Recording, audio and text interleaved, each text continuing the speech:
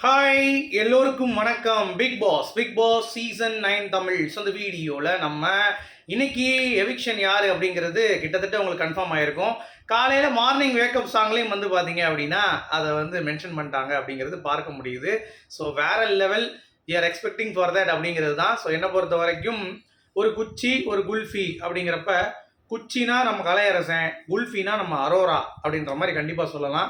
ஏன்னா அதுதான் வந்து நம்ம சொல்லிட்டு இருக்கோம் அப்படிங்கிறது தான். ஸோ டபுள் எவிக்ஷன் வந்து ஹேப்பனிங் அப்படிங்கிறது ஒரு பக்கம் வந்து ரொம்ப ஸ்ட்ராங்காக இருந்தாலும், இன்னொரு பக்கம் வந்து பார்த்தீங்க அப்படின்னா என்ன மாதிரியான சீக்வன்ஸில் அதை பண்ண போகிறாங்க. ஏன்னா அடுத்து வைல்டு கார்டு 4 வைல்டு கார்டு வந்து வர்றது கன்ஃபார்ம் அப்படிங்கிறது தெரிஞ்சிருச்சு.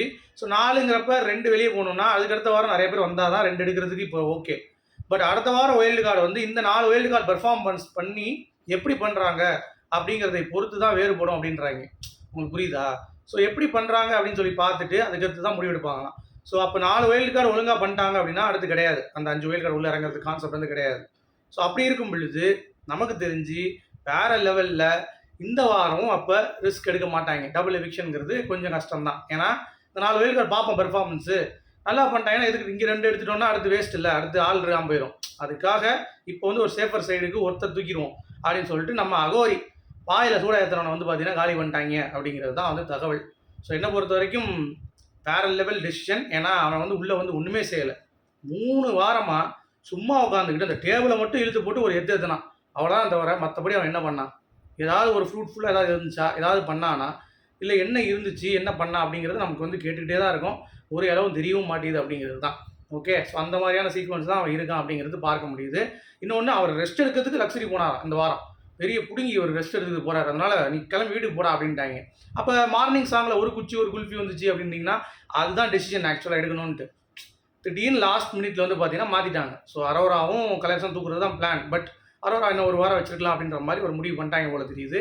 அது இன்னும் டிஸ்கஷன் தான் போயிட்டு இருக்குன்றாங்க. ஸோ இன்னும் நம்பலாம், டபுள் எவிக்ஷன் இருக்கலாம் அப்படிங்கிறது தான் அரங்கில் இருந்து வந்த செய்தி. ஓகே, அதை நீங்கள் புரிந்து கொள்ள வேண்டும். ஸோ எப்படினாலும் இருக்கலாம், அது டபுளாகவும் இருக்கலாம், இல்லாட்டி ஒன்று கலெக்ஷனாக இருக்கலாம் அப்படிங்கிறது தான் பாயிண்ட். ஏன்னா நீங்கள் யோசிச்சு பாரு, அதான உண்மை. 4 வைல்டுக்கு நல்லா பெர்ஃபார்ம் பண்ணிட்டாங்கன்னா தேவையில்லைல்ல. அப்புறம் 2 தூக்கிட்டு அப்புறம் கஷ்டம், இன்னொருத்தனை தூக்க முடியாது, இன்னொருத்தன் வர வைக்கவும் முடியாது அந்த டைம்.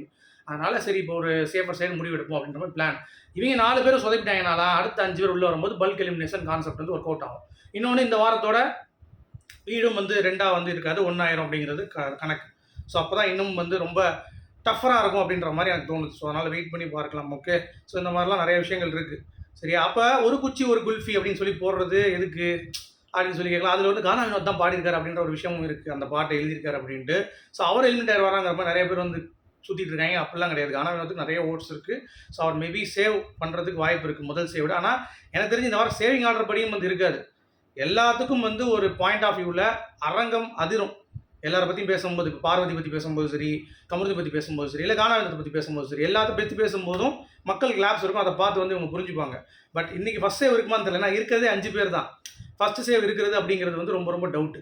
அதனால் அது வந்து வாய்ப்புகள் மிக மிக கம்மி அப்படிங்கிறதுனால எனக்கு தெரிஞ்சு ஃபஸ்ட்டு செகண்டு தேர்டு சேவ்டு அதெல்லாம் இருக்காது. ஸ்ட்ரைட்டாக வந்து எலிமினேஷன் போயிட்டு கலையரசனை தூக்கிட்டு அரோரா தூக்கிட்டு போயிடுவாங்க. அப்படி இருந்துச்சுன்னா டபுள் எவிக்ஷன் இருந்துச்சுன்னா. ஸோ அதுதான் டிஸ்கஷன் போயிட்டுருக்கு. ஸோ பார்ப்போம் என்ன நடக்குதுன்னு சொல்லி அடுத்தடுத்து நான் வந்து நம்ம அப்டேட் பண்ணியிருக்கேன். நம்ம ஆள் ஒருத்தன் போயிருக்கான். சரியா? ஸோ அரங்கில் இருந்தவர்கள் என்ன சொல்கிறாங்க அப்படிங்கிறத அடுத்தடுத்து நம்ம வீடியோவில் பார்க்கலாம். ஓகே, அடுத்து பார்வதி லைவில் நம்ம திவாகரும் சண்டை போட்டுட்ருக்காங்க. டே என்னடா அது அப்படின்ற மாதிரி இருந்துச்சு. ஏன்னா திருப்பியும் வந்து பார்வதி கிட்ட வந்து போய் விஜய் வந்து இப்போ பாதின்றான். ஆனால் அவனை பார்த்தா அப்படி தெரியல, சும்மா போய் சொல்கிற மாதிரி இருக்குது. கானா வினோத் அதே மாதிரி பாடுங்கன்னாருன்னு நான் கோரஸாக பாடணும் அப்படின்றாரு. இவர் எழுதினாராங்கிறது டவுட்டாக இருக்குது அப்படின்ற மாதிரிலாம் வந்து பேசிகிட்டு இருந்தார். அப்போ வந்து எனக்கு தற்பெருமை பேசுகிறவங்களுக்கு பிடிக்காது அப்படின்னு சொல்லி பார்வதி பேச, ஆமாம் கரெக்டு தான்ப்பா, நான் வந்து நடிக்க தெரியுங்கிறது மட்டும்தான் எனக்கு நான் சொல்கிறேன், மற்றபடி நான் போய் சொல்லலையே அப்படின்றாரு. இல்லை இல்லை, அப்படின்னாலும் அது தற்பெருமை தான். நம்ம வந்து தெரியும் தெரியும் எல்லாமே தெரியும் அப்படின்னு சொல்லி சொல்லக்கூடாது. நமக்குன்னு தெரிஞ்சது இன்னொருத்தவங்களுக்கு தெரியாமல் இருக்கலாம், நான் இன்னொருத்தவங்களுக்கு தெரிஞ்சு நமக்கு தெரியாமல் இருக்கலாம் அப்படின்ற மாதிரி சொல்லும் பொழுது சரி விடு விடு அப்படின்னு சொல்லிட்டு இருக்கேன். அப்போ தான் வந்து பார்த்தீங்கன்னா QCN பண்ணியேன், நீ நேர்மையாக பண்ணியா அப்படின்னு சொன்னோன்னே எதுக்கு இதுக்கு இதோட ஒன்று கேட்குற, அது கேம்ப்பா அப்படின்றாரு. கேம்னாலும் சரி நேர்மையாக இருந்தே, இல்லை இல்லை அப்போ நீ பேசக்கூடாது அப்படின்றாங்க. உடனே இதை போப்பா நீ சும்மா தான் பேசிகிட்டு இருப்பான்னு சொல்லிட்டு சும்மா ஒரு சின்ன கருத்து மூலம் வந்துச்சு.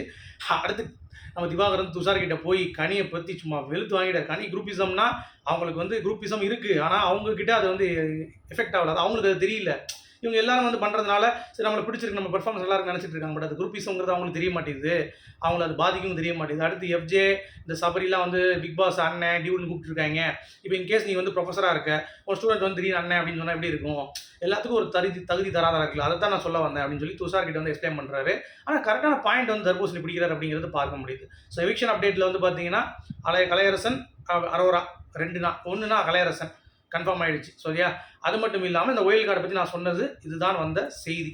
ஓகே, ஸோ உங்களுடைய கருத்துக்கள் என்ன அப்படிங்கிறத மறக்காம கமெண்ட் செக்ஷன் சொல்லுங்கள். இந்த எவிக்ஷன் சாங்கும் அதுக்கு தான் போட்டிருக்காங்க. But unfortunately the discussion is still going on அப்படிங்கிறது தான். ஸோ விஜய் சேதுபதி வந்த பிறகு நம்ம அடுத்தடுத்து அப்டேட் பார்ப்போம். அடுத்த ப்ரோமோ வரும்னு நினைக்கிறேன். ஸோ வெயிட் பண்ணி பார்க்கலாம். உங்களுடைய கருத்துக்கள் மீண்டும் சந்திப்போம்.